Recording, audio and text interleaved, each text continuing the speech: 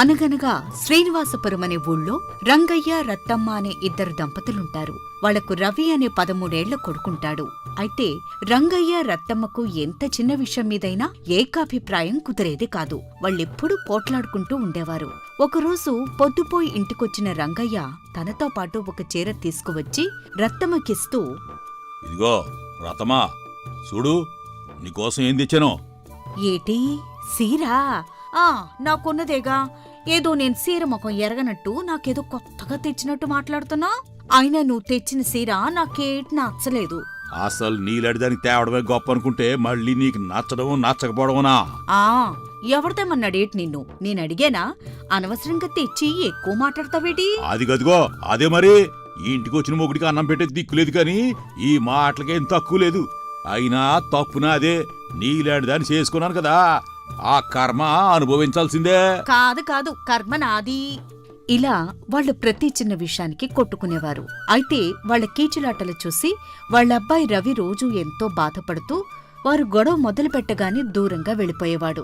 ఇదిలా ఉండగా రోజూ వాళ్ళిలా కొట్టుకోవడం గమనించిన వారి పక్కింట్లో ఉండే సత్తెమ్మ అనే ఒక ముసలావిడ వీరి గోల భరించలేక వాళ్ల వద్దకొచ్చి, నేను చూస్తూనే ఉన్నాను, మీరు ఎప్పుడూ కొట్టుకుంటూనే ఉంటారేంటర్రా? మీకు అసలు అలుపు అన్నదే రాదా? కలిసి ఉండటం మీకు అంత ఇష్టం లేకపోతే విడిపోవచ్చు కదా, ఎందుకు ఇలా బలవంతంగా కలిసి ఉండటం? బామ్మ, నువ్వు బాగానే చెప్తావు. నీ సలహా నాకు నచ్చింది. ఆ మడిసితో నేను ఏగలేకపోతున్నాను. అదేదో ఆ మడిసి కూడా చెప్పు అని ఇంట్లో ఉన్న రంగయ్యకు వినపడేలా మాట్లాడుతుంది రత్తమ్మ. ఆ మాటలు విన్న రంగయ్య బయటకొచ్చి, పెళ్లి చేసుకుంటే ఏదో బాగుపడతానని నన్ను రాక్షసికిచ్చి పెళ్లి చేశారు. నా కర్మ ఎలా కాలిపోయింది. నేను ఈ గయ్యాలతో ఏగలేకపోతున్నాను. అలా మాట్లాడతావేంటబ్బాయి? పాపం రత్తమ్మ నొచ్చుకుంటుంది కదా. కొంచెం ఆవేశం తగ్గించుకుని ఇద్దరూ కూర్చుని మాట్లాడుకుంటే మీ సమస్య పరిష్కారం అవ్వచ్చు కదా. అట్ట గడ్డి పెట్టు బామ్మ, కనీసం ఆయనకి బుద్ధైనా వత్తది. అదిగో మరి ఎలా మాట్లాడుతుందో చూస్తున్నారా? నాతో ఏగలేకపోతున్నా అంటుంది కదా. ఇంకా ఆలస్యం చేయకుండా నా ఇంట్లో వెళ్ళిపోమని చెప్పు. ఎక్కడికి పోతుందో నేను చూస్తాను. నేనెక్కడికి పోయేది? నేనెక్కడికి పోను. అయినా నేనెందుకు పోవాలంట? నీకు కష్టంగా ఉంటే నువ్వే పో అని వాళ్లు మాటా పెంచి మళ్లీ గొడవ పెద్దచ్చేస్తారు. ఇక వారి గొడవ చూసిన బామ్మ ఇక లాభం లేదనుకుని అక్కడి నుండి నెమ్మదిగా జారుకుంటుంది. మరోవైపు రవి పెరిగి పెద్దవాడవుతున్న కొద్దీ వాడికి తన తల్లిదండ్రుల కీచులాటలు బొత్తిగా నచ్చకుండా పోతాయి. ఇదిలా ఉండగా ఒకరోజు రంగయ్య రవితో ఇలా అంటాడు, యారా బాబు, నాతో బయటికి రారా, సరదాగా అలా గేదెలు మేపుకొద్దాం. ఎప్పుడు ఇంట్లోనే ఉంటావేటి? ఎల్లు బాబు ఎల్లు, మీ నాన్న నీతో అదే చేయిస్తాడు. మీ నాన్నకొచ్చిన పని అదొక్కటే కదా. నువ్వు కూడా ఎల్లి మీ నాన్నతో పాటు ఆ గేదెలు ఎలా కాయాలో బాగా నేర్చుకో అంటుంది వెటకారంగా. దాంతో రంగయ్యకు కోపం వచ్చి మళ్లీ కీచులాట మొదలవుతుంది. అది వింటున్న రవి ఇక అక్కడ ఉండడం తన వల్ల కాక అక్కడి నుండి బయలుదేరి మళ్లీ ఊళ్ళోకి వెళ్తాడు. అయితే వాడు వెళ్లి స్నేహితులతో ఆడుకుంటున్నప్పుడు ఒక స్నేహితుడు ఇలా అంటాడు, ఏంట్రా రవి, మీ ఇంట్లో నుండి ఎప్పుడు చూసినా ఏదో అరుపులు వినిపిస్తూనే ఉంటాయి. అసలు మీ అమ్మా నాన్న ప్రశాంతంగా ఉండరా ఏంటి? ఏమోరా, నాకదే అర్థం కావటం లేదు. అసలు వాళ్ళలా ప్రతి చిన్న విషయానికి ఎందుకు అలా అరుచుకుంటారో నాకేం అర్థం కావటం లేదు. ఆ ఇంట్లో ఉండటం నాకు నరకంగా ఉందిరా. తొందరలోనే వాళ్ళు తమ తప్పు తెలుసుకొని మారతారేమో. ఏం మారతారో ఏమో. వాళ్ళ అరుపుల వల్ల ఊళ్ళో వాళ్ళందరూ వాళ్ళ గురించి వింతగా చెప్పుకుని నవ్వుకుంటుంటే అది చూసి నాకు చాలా బాధగా ఉంటుంది. వాళ్ళు ఇంకా కలిసి సరదాగా ఎప్పుడుంటారో ఏమో. అలా అంత చిన్న వయసులోనే రవికి ఇదొక తీరని విచారంగా మారుతుంది. రవి పశువులను మేతకు తోలుకుపోయి అక్కడ కూడా ఏ విషయమే ఆలోచిస్తూ విచారంగా కూర్చునేవాడు. ఆ సమయంలో వాళ్ళ ఊరి వైద్యుడు రామనాథం అటుగా వచ్చి, ఏమిట్రా రవి, చాలా విచారంగా ఉన్నావు? ఏదైనా సమస్య ఏమిటి? మీరు చూడ్డానికి మంచివారిలా ఉన్నారు. నా బాధ ఎవరికి చెప్పినా అర్థం కాదండి. మీరు నా బాధ తీరుస్తాను అంటే చెప్పండి, చెబుతాను. ముందు నీ సమస్య ఏమిటో చెప్పు నాయనా. ఇక నీ సమస్య ఏదైనా నీకు ఒక మంచి ఉపాయం నేను చెప్తాను కదా. నువ్వు ఇలా విచారంగా ఉండటం నాకస్సలు నచ్చలేదు అని అంటాడు రామనాథం.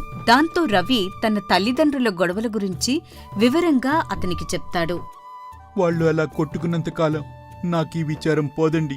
అసలు వాళ్ల మధ్య గొడవలు మాన్పించడానికి నేనేం చెయ్యాలో కూడా నాకు అర్థం కావటం లేదండి అని తనలో బాధ మొత్తం ఆ వైద్యుడికి చెప్పుకుంటాడు రవి. దాంతో వైద్యుడు రామనాథం కొంతసేపు ఆలోచించి రవితో ఇలా అంటాడు, నాయనా, దిగులు పడకు. నీ తల్లిదండ్రులను మారిస్తే నువ్వే మార్చాలి. దానికి నా దగ్గర ఒక మార్గం ఉంది, చెబుతాను విను.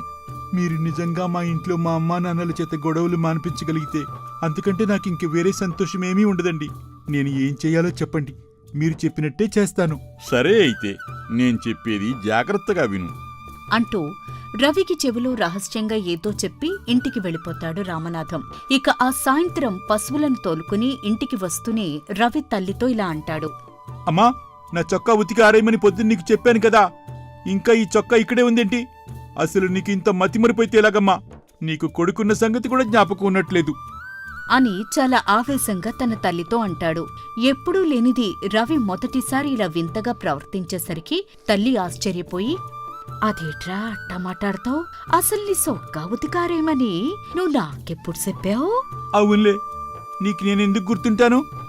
అంటూ ఇంతెత్తున ఎగిరిపడతాడు. అతని ప్రవర్తన చూసి రత్తమ్మ నిర్ఘాంతపోయి, ఎన్నడూ తనను పల్లెత్తు మాట కూడా అనని తన కొడుకు ఏదో పూనినట్టు ఎందుకిలా ఎగిరిపడుతున్నాడో అర్థం కాదామెకి. ఏటో వీడికసలేటైంది? ఇట్టా మాట్లాడుతున్నాడేటి? ఇదంతా నా భ్రమలా ఉంది.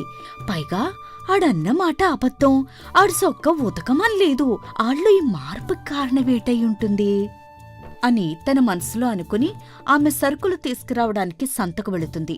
కొంతసేపటికి రంగయ్య పొలం నుంచి తిరిగొచ్చి మూతి ముడుచు కూర్చున్న కొడుకును చూసి, ఏట్రా బాబు రవి, అట్టవనో ఏనన్నా, ఒంటూ బాగలేదా?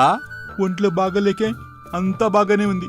కానీ మీ ఇద్దరు చేసే పనులకు ఊళ్ళో నలుగురి మధ్య తలెత్తుకు తిరగడమే చాలా కష్టంగా ఉంది నాన్న అని అంటాడు రవి. ఇక ఆ మాటలకు ఆశ్చర్యపోయిన రంగయ్య, ఏట్రా ఏం మాట్లాడుతున్నావు నువ్వు? అసలు నీకు ఇప్పుడు వచ్చిన తలవంపులేటి? అసలు నువ్వు ఇలా ఉండడం కారణమేటో ముందే చెప్పు. ఏం చెప్పమంటావు నాన్న? నాకు మంచి బట్టలు లేవు, నాకు చెప్పులు కూడా లేవు. ఎండలోనూ వానలోనూ ఉత్తికాళ్లతోనే తిరగాలి. నీకు నేను ఒక్కగానొక్క కొడుకుని కదా, నన్ను ఇలాగేనా చూసుకునేది అని అడుగుతాడు రవి ఆవేశంగా. అయితే ఈ మాటలు విన్న రంగయ్య వెలవెలపోతాడు. ఎన్నడూ నోరు తెరిచి ఏది అడగని రవి ఈరోజు తనతో ఇలా నిష్ఠూరంగా మాట్లాడేసరికి, అదేట్రా బాబు అలా మాట్లాడుతున్నావు? ఇంట్లో నీకు అన్నీ ఉన్నాయి కదా, నీకింకా ఏం కావాలంటే అది నేను తెచ్చిపెడతాను కదా. అంతేకాని ఇలా ఉండకరా బాబు. ఈ రోజెంత కోపంగా ఉన్నావేటి అసలు నువ్వు? అసలు ఏటి జరిగిందో ముందు చెప్పరా. మీ అమ్మ నిన్ను గాని ఏటేం తిట్టిందా ఏటి అని అడుగుతాడు. ఇంతలో సరుకులు కొని ఇంటికి చేరుకున్న రత్తమ్మ అక్కడ తండ్రి కొడుకుల సంభాషణ విని కొడుకు అలా వింతగా మాట్లాడడం గమనించి తన మనసులో ఇలా అనుకుంటుంది. ఏటైంది రోజు ఈడికి? ఈడసలు నా కొడుకేనా? నాతోనే కాదు, అలా నాంతో కూడా ఈడు మామూలుగా లేడు. అసలు ఈడికి ఏటైందో తెలుసుకోవాలి అని వంట సిద్ధం చేసి రవిని భోజనానికి పిలుస్తుంది. అయితే ఆ రాత్రి భోజనాల దగ్గర కూడా రవి తల్లిదండ్రులిద్దరినీ తెగ విసిగిస్తాడు. అలా వారం రోజులు గడుస్తాయి. అయినా రవి మామూలు మనిషి కాడు. దాంతో తన కొడుకు పరిస్థితి చేయి దాటిపోవడంతో రత్తమ్మ తన భర్తతో ఇలా అంటుంది. ఇదిగో నిన్నే, ఈ మధ్య నీ కొడుకు పద్ధతులేటి బాగాలేదు. ఏదో ఎంతగా ప్రవర్తిస్తున్నాడు. ఆడికేదో గాలి సోకినట్టుంది అని తీసుకెళ్లి ఆ భూత వైద్యుడి చేత ఏదైనా మంత్రం వేయించరాదు అని అడుగుతుంది. అయితే భార్య ఎడ్డవంటే తెడ్డవనే రంగయ్య ఆమె మాటకు అడ్డు చెప్తూ, ఏటి భూత వైద్యుడి తీసుకెళ్లాలా? ఆడికిప్పుడు కావాల్సిందే మంత్రం ఏయడం కాదు, ఆడిని వైద్యుడి దగ్గరికి తీసుకెళ్లి ఏదైనా మందిప్పించాలా. ఇంకా నీ పాతకాలం అలవాట్లు నువ్వును. ఆ ఈ జబ్బుకి మందెవడిస్తాడట? భూతైద్యుడైతే మంత్రమేసి క్షణాల్లో అడిగి పట్టిన దయ్యాన్ని వదిలిస్తాడు అంటుంది రత్తమ్మ. దాంతో మళ్లీ వారిద్దరి మధ్య మాట పెరిగి, నువ్వు ఉండగా ఈ ఇంట్లోకి ఇంకో దెయ్యం ఎందుకు వస్తుందే? ఆడికి ఏ రోగం వచ్చిందో కనిపెట్టి మందెత్తాడు అంటాడు రంగయ్య. దాంతో ఇద్దరు చచ్చెట్టు పోట్లాడుకుంటారు. వాళ్లను చాలాసేపు పోట్లాడుకొనిచ్చి రవి ఇక ఉండబట్టలేక, ఇంకా మీ గొడవ ఆపండి. నేను మన ఊరి వైద్యుడు రామనాథం గారి దగ్గరికైతే వస్తాను, నన్ను అక్కడికి తీసుకువెళ్ళండి అంటాడు రవి. దాంతో ఎవరి దగ్గరికి రాను అనకుండా అలా వైద్యుడి దగ్గరికి వస్తానన్నందుకు తల్లిదండ్రులిద్దరూ ఎంతో సంతోషించి రవిని తీసుకుని రామనాథం దగ్గరికి వెళతారు. వాళ్లు చెప్పిందంతా విన్న రామనాథం, మీ కుర్రవాడి సమస్యను నయం చేయటం నాకు పెద్ద పనేమీ కాదు. కానీ అంతకంటే ముందు నేను మిమ్మల్ని ఇద్దరినీ విడివిడిగా ఒక ప్రశ్న అడుగుతాను. ఆ ప్రశ్నకు మీరు సరైన సమాధానం చెప్పిన తర్వాత మీ బిడ్డకు వచ్చిన సమస్య నేను క్షణాల్లో పరిష్కరిస్తాను అని అంటాడు రామనాథం. దాంతో ఆ భార్యాభర్తలిద్దరూ ఆలోచించుకుని రామనాథం పెట్టిన షరతుకు అంగీకరిస్తారు. దాంతో రత్తమ్మను బయటకు పంపిన రామనాథం అక్కడ ఉన్న రంగయ్యను ఇలా అడుగుతాడు. ఆ, రంగయ్య, ఇప్పుడు చెప్పు, రవి నీ కొడుకే కదా? అని అడగ్గానే రామనాథం అడిగిన ప్రశ్నకు రంగయ్య ఆశ్చర్యపోయి, అవునయ్యా, రవి నా కొడుకే. అయినా మీరెందుకలా అడుగుతున్నారు బాబో? చెబుతాను, కానీ మీరు చెప్పింది సరైన సమాధానం కాదు. కొంచెం ఆలోచించుకుని రండి. ఈలోపు నేను మీ ఆవిడితో మాట్లాడతాను అని రంగయ్యను బయటకు పంపి రత్తమ్మను పిలిచి ఇలా అడుగుతాడు. ఇలా అడుగుతున్నానని ఏమీ అనుకోవద్దమ్మా. నేనడిగిన దానికి సరైన సమాధానం చెప్పు. ఆ రవి ఎవరి కొడుకు అని అడుగుతాడు. దాంతో రత్తమ్మ కూడా ఆశ్చర్యపోయి నెమ్మదిగా ఇలా అంటుంది. అదేటండి అట్టా అడుగుతారు? రవి నా కొడుకే. అయినా మీకా సందేహం ఎందుకొచ్చింది? చెబుతానమ్మా, అయితే కొంచెం సేపు ఓపిక పట్టండి అని తరువాత రంగయ్యను కూడా పిలిచి వాళ్ళిద్దరినీ పక్కపక్కనే కూర్చోబెట్టి ఇలా అడుగుతాడు. నేనడిగిన ప్రశ్నకు మీరిద్దరూ సరైన సమాధానం చెప్పలేదు. అందుకే మీకు ఒక వారం రోజులు గడువిస్తున్నాను.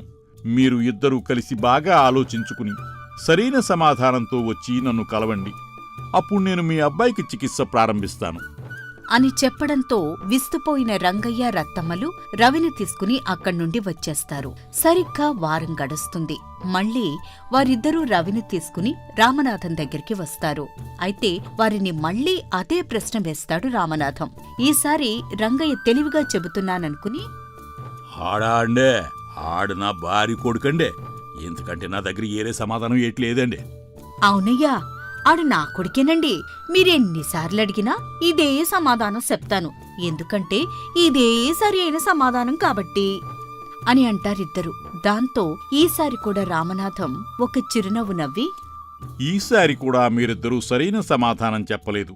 మరింత బాగా ఆలోచించుకుని మరొక వారం రోజుల తర్వాత మళ్ళీ వచ్చి కలవండి అని అంటాడు రామనాథం. ఇక రవికి పిచ్చి నానాటికి ముదురుతూ ఉంటుంది. ఈసారి రంగయ్య రత్తమ్మ ఆ వైద్యుడికి ఏం చెప్పాలో కూడా పలుక్కుని ఒక నిర్ణయానికి వస్తారు.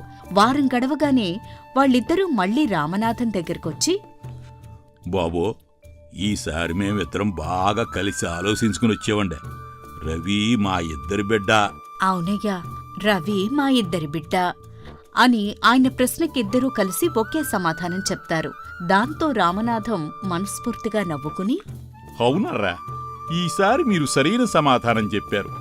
మీరిద్దరూ కలిసి ఆలోచించుకుని వచ్చారు కాబట్టి ఇన్నాళ్లకు మీ అబ్బాయికి వచ్చిన సమస్య తీరిపోయింది.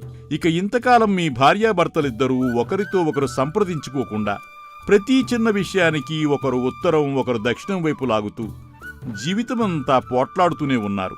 అదే మీ అబ్బాయికి వచ్చిన అసలు సమస్య. అసలు మీ రవికి ఇప్పుడు ఏమీ లేదు.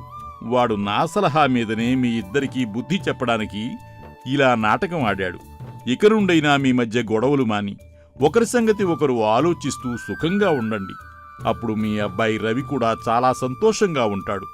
వాడు రత్నం లాంటి పిల్లాడు. మీరు మీ తగాదాలతో ఇన్నాళ్ళు వాడికి సుఖం లేకుండా చేశారు అని వాళ్లని మందలిస్తాడు రామనాథం. దాంతో రంగయ్య రత్తమ్మ ఇంతకాలం వాళ్లు చేసిన తప్పును తెలుసుకుని ఆ దెబ్బతో గుణపాఠం నేర్చుకుని వారి మధ్య కొట్లాటలు మాని ఆ రోజు నుండి ఒకరినొకరు సంప్రదించుకుంటూ అన్యోన్యంగా బ్రతకటం నేర్చుకుంటారు. అలా రవి విచారం కూడా తగ్గి వాడి అమ్మా నాన్నలతో వాడు కలిసి సంతోషంగా జీవిస్తాడు. ఈ కథ మీకు నచ్చినట్టయితే మా ఛానల్ సబ్స్క్రైబ్ చేసుకోండి. అలాగే ఈ వీడియో షేర్ చేయటం, లైక్ చేయటం మర్చిపోకండి.